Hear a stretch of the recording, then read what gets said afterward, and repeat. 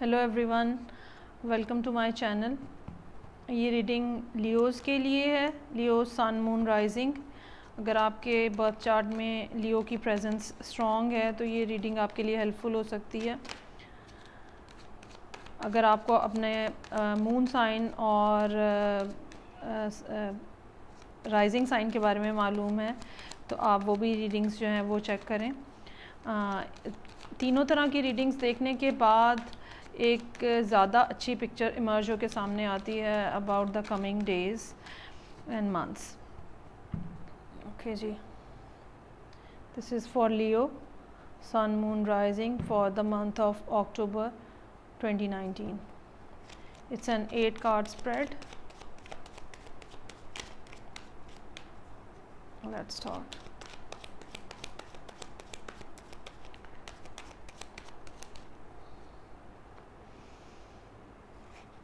Eight of Swords. लगता है सितंबर का महीना काफ़ी स्ट्रेसफुल रहा है और आप अपने आप को एक हॉस्टेज टाइप की सिचुएशन में महसूस करते रहे हैं या कर रहे हैं। बिगिनिंग ऑफ द मंथ इसी रुख पे हो रही है। एनर्जीज़ थोड़ी सी ऐसे फ्लूइड होती हैं और अगर आज हम ये बात कर रहे हैं मतलब ये कार्ड अगर मैं ये ड्रॉ कर रही हूँ कि अक्टूबर के लिए है तो इसमें ये बात समझने की ज़रूरत है कि ये वाली फीलिंग, ये वाली एनर्जी पिछले महीने से सितंबर से चलती हुई आ रही है और थोड़ी प्रिवेलिंग है into the October as well. ये परेशानी कुछ रिलेशनशिप के बारे में भी हो सकती है,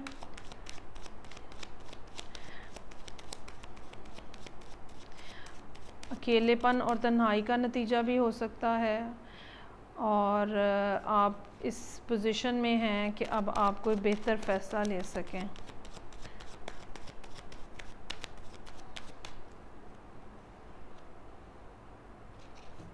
page of cups, S of cups, page of cups,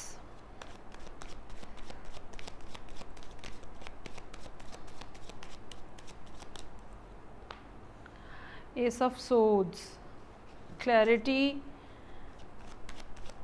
और जो फॉगीनेस है वो ख़त्म हो जाएगी मिडल ऑफ द मंथ तक।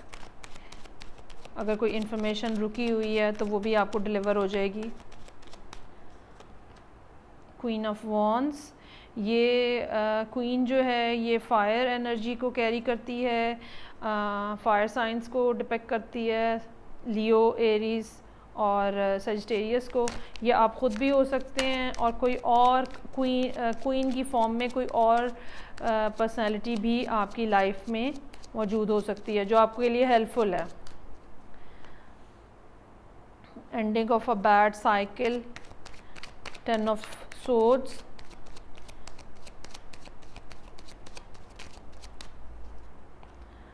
Five of wands.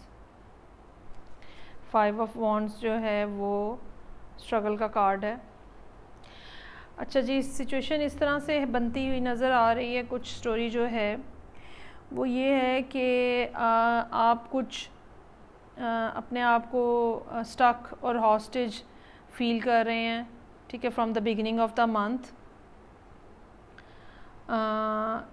ये सिचुएशन जो है जब भी 8 ऑफ सोर्ड्स का कार्ड आता है तो इसमें ये बात गौरतलब होती है कि ये सब फीलिंग है।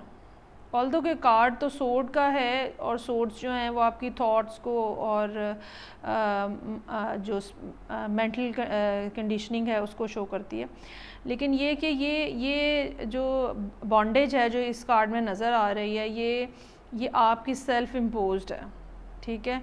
आपने चीज़ों को अपने आप को और चीज़ों को इस तरह से अपने आप को दिखा रहे हैं या इस किस्म का आपने परसेप्शन आपका बना हुआ है कि आपको लग रहा है कि आप बिल्कुल फंसे हुए हैं, हालांकि आप अगर चाहें तो आप इस सूरत हाल में से निकल सकते हैं।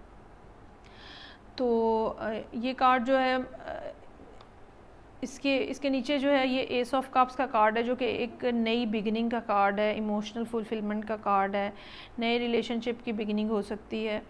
अब मेरा ख़्याल है कि ये वाली जो हॉस्टेज फीलिंग है ये आपको इससे निकलने के में मदद देगी। एस ऑफ कप का कार्ड्स जो है वो आपको इस सिचुएशन से निकलने में मदद देगा। या एक ये भी बात हो सकती है कि जब आप अपने आप को इस पिटी में से निकालेंगे तो तब आप देख सकते हैं कि कोई आपको मोहब्बत की ऑफ़र कर रहा है। उसके बाद जब आप इस सूरत हाल में से निकलेंगे तो आप एक बेहतर डिसीजन लेने की पोजीशन में होंगे। ये फ़ैसला जो है ये एक लॉन्ग टर्म फ़ैसला हो सकता है, जिसके आपकी लाइफ के ऊपर लॉन्ग लास्टिंग इफ़ेक्ट होगा। और इसमें ये भी एक इम्पॉर्टेंट बात है कि दो अगर आपके पास ऑप्शंस हैं जिसमें से आपने कोई एक चूज़ करनी है, तो ये यकीन रखें कि जो आपकी सिक्स्थ सेंस कह रही है आप उसके ऊपर चलें, वो बेहतर फ़ैसला होगा। अगर आपको हो सकता है किसी को आपको अपोलोजाइज़ करने की ज़रूरत पेश आए, या आप किसी को अपोलोजाइज़ करने की आपको मतलब हो, आपको रिक्वायरमेंट हो कि आपने किसी को अपोलोजाइज़ करना है या किसी ने आपको अपोलोजाइज़ करना है। ये एक मोहब्बत की एक ऑफ़र भी हो सकती है, अपॉलोजी भी हो सकती है, किसी की तरफ से भेजा हुआ एक छोटा सा हेलो हाय भी हो सकता है, hello how are you type का एक सेंटेंस भी हो सकता है।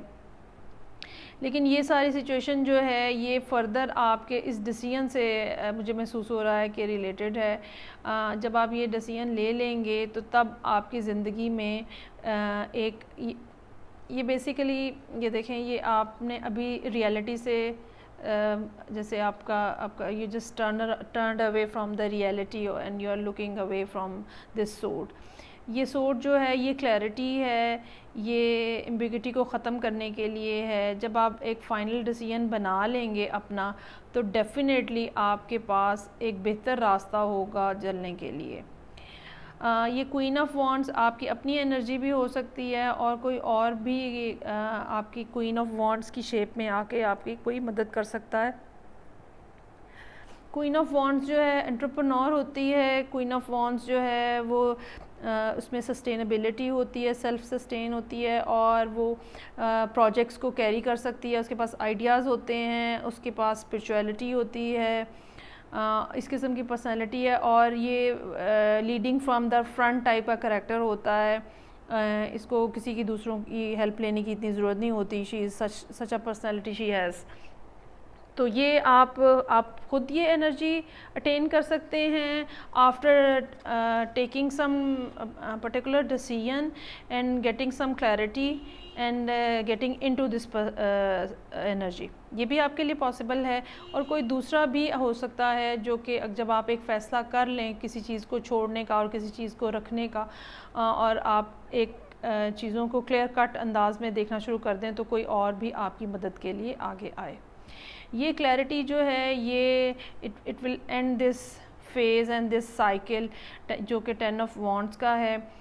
ये 10 ऑफ वॉन्ड्स जो हैं ये बिट्रेल का कार्ड है, लेकिन अल्टीमेट बिट्रेल है इस कार्ड में। धोखा है, झूठ नहीं कहना चाहिए, लेकिन धोखा है, और किसी ने पुश से आपके वार किया है। लेकिन इसमें इस कार्ड में एक पॉजिटिविटी है कि बिलाखिर जो है ना वो अंधेरी रात जो है वो छट रही है और रोशनी जो है वो नमूदार हो रही है, और आप एक नई बिगिनिंग की तरफ जा रहे हैं। 10 वैसे भी एंडिंग का कार्ड होता है, तो आप एक नई बिगिनिंग की तरफ जा रहे हैं। लेकिन ये बात याद रखिएगा कि आपको अभी भी इस नई बिगिनिंग में भी आपको कंपटीशन फेस करना पड़ सकता है, ठीक है, और मुख्तलिफ़ लोग जो हैं वो इन्वॉल्व हो सकते हैं। आपने इसको ओवरकम करना है, इस सिचुएशन को। ये देखें, क्वीन भी जो है वो इसी सूरत हाल को ऑब्ज़र्व कर रही है। तो ये मल्टीपल लोग हो सकते हैं जो आपकी ज़िंदगी में हैं और आपको डिफरेंट टाइप की आके बातें बता रहे हैं, कानाभूसी हो रही है, विस्परिंग जो है वो हो रही है। लेकिन एक माइनर टाइप का ये प्रॉब्लम है, बहुत ज़्यादा नहीं है। You can overcome this. अगर आप 10 ऑफ सोर्ड को ओवरकम कर सकते हैं तो आप डेफिनेटली 5 ऑफ वॉन्ड्स को भी ओवरकम कर सकते हैं। ओके जी, अब हम एनर्जी ऑरेकल कार्ड निकालते हैं, इस सिचुएशन के बारे में हमें फर्दर क्या इंफॉर्मेशन मिल रही है। ये ऑफ़र आप भी किसी को कर रहे हो सकते हैं मोहब्बत की, और आपको भी की जा सकती है। मुख्तलिफ़ लोगों के लिए मुख्तलिफ़ कार्ड्स के मायने होते हैं, चूँकि ये एक जनरल रीड है, सो इसमें हर तरह की पॉसिबिलिटीज़ जो हैं आप उसको मद्देनज़र रखिएगा।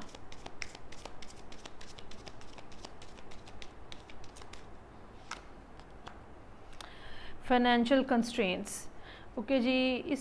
इस कार्ड, ये 13 नंबर कार्ड है, इसके मुताबिक जो बॉन्डेज है, जो स्टकनेस है, जो हॉस्टेज टाइप फीलिंग है, जो बिट्रेयल है, ये शायद फाइनेंस से रिलेटेड है। किसी ने आपको माली मामलात में धोखा दिया है और अब आपकी सिचुएशन जो है वो इस तरह की कुछ है जिसमें तिजोरी में जाला लगा हुआ है और वो खाली पड़ी हुई है, सारे रिसोर्सेज जो हैं वो ख़त्म हो गए हैं। तो ये फाइनेंशियल कंस्ट्रेंट के बारे में, रिलेशनशिप से ज़्यादा फाइनेंशियल कंस्ट्रेंट्स के बारे में बताती हुई रीडिंग है। एक और कार्ड निकालते हैं, हाउ टू ओवरकम दिस।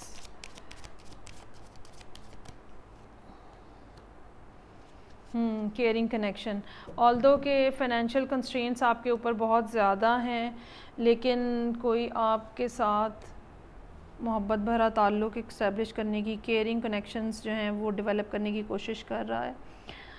अच्छा, ये कार्ड जो है ये it's very similar to the ace of cups and page of cups, अगर आप इसको तीनों को इकट्ठा करके देखें।